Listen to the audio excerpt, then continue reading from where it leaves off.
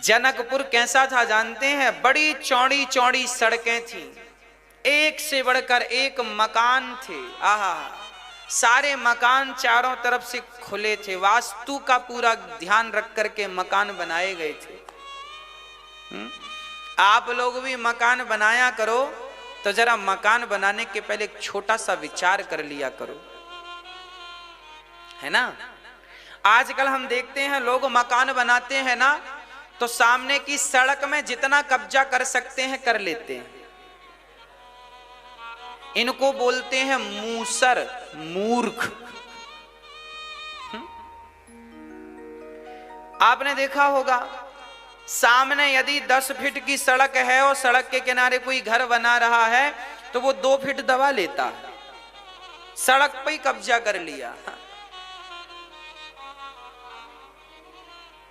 अब जब टूटेंगे सो बाद में देखी जाएगी, पर पहले तो समस्या हो ही गई।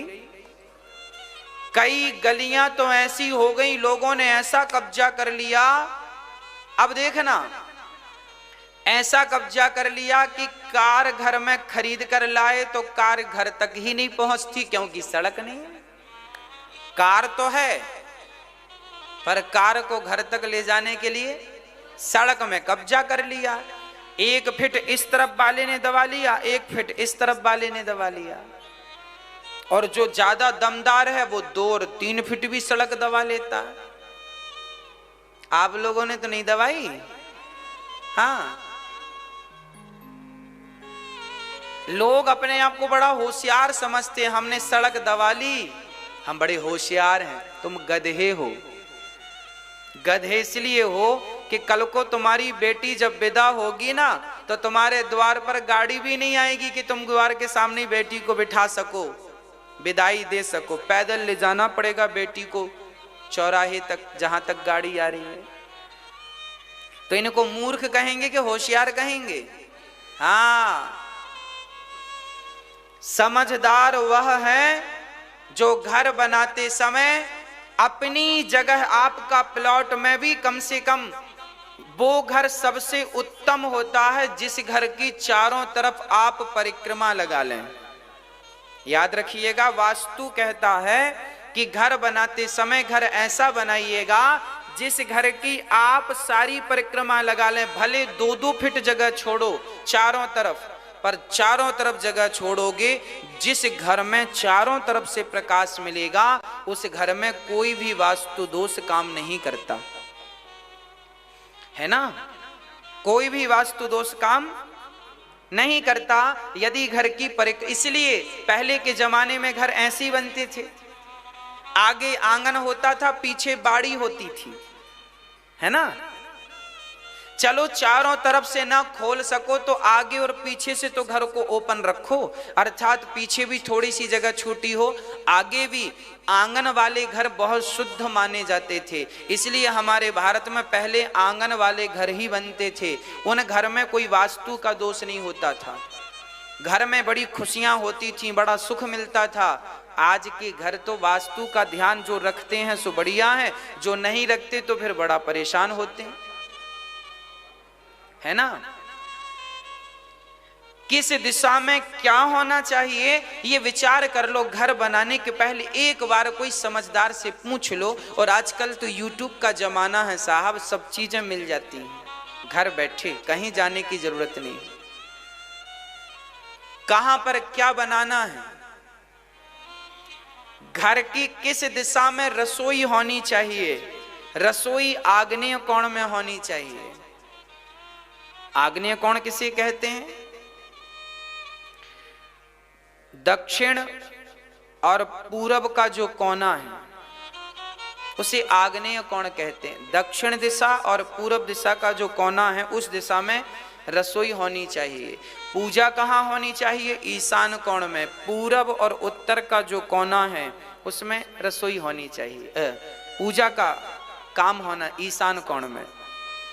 ईशान कोण किसे कहते हैं? पूरब और पूरब दिशा और उत्तर दिशा का जो अंग कोना है, पूरब और उत्तर की तरफ की जो जगह है आपके घर में, उसे बड़ी शुद्ध रखना चाहिए। वो जगह यदि शुद्ध है तो घर में शुद्धता बनी रहती है, घर में शांति बनी रहती है। उस दिशा में धोखे से भी लाइट बात मत बनवा लीजिएगा, नहीं तो जीवन रोते रोते गुजरेगा। पूरब और बोलो, पूर्व और उत्तर का जो कोना है वहां कदापि लाइट बात नहीं होनी चाहिए। कहां होनी चाहिए लाइट बात? दक्षिण और पश्चिम की तरफ, है ना। घर में जो आपका प्लॉट एरिया है, माना कि आपका 30 बाई 30 का प्लॉट एरिया है या 30 बाई 50 का प्लॉट एरिया है, तो 30 बाई 30 में जो पूरब और उत्तर की तरफ का कोना है उसमें तो आप शुद्धता रखो, वहां सीढ़ियां भी नहीं होनी चाहिए। अब जिनके घर में हैं कृपया तोड़ मत देना। हम तो आगे के लिए बता रहे हैं कि जब भी आप नया घर बनाओ, भगवान करे जल्दी से बनाओ, तो इन छोटे छोटे वास्तुओं का ध्यान रखोगे तो आपका जीवन सुखमय होगा। और घर में जो मध्य भाग है, घर का 30 बाई 30 के जो प्लॉट एरिया में जो केंद्र बिंदु बीच सेंटर है, उस बीच सेंटर को खाली ही रखना चाहिए। वो ब्रह्म स्थान माना जाता है ना। वो बीच का सेंटर खाली हो। वास्तु एक देवता का नाम है, वास्तु एक देवता का नाम है। तो आप ध्यान दें कि वास्तु देवता का पेट, पेट मतलब सेंटर, हमारे शरीर में सेंटर में पेट है कि नहीं?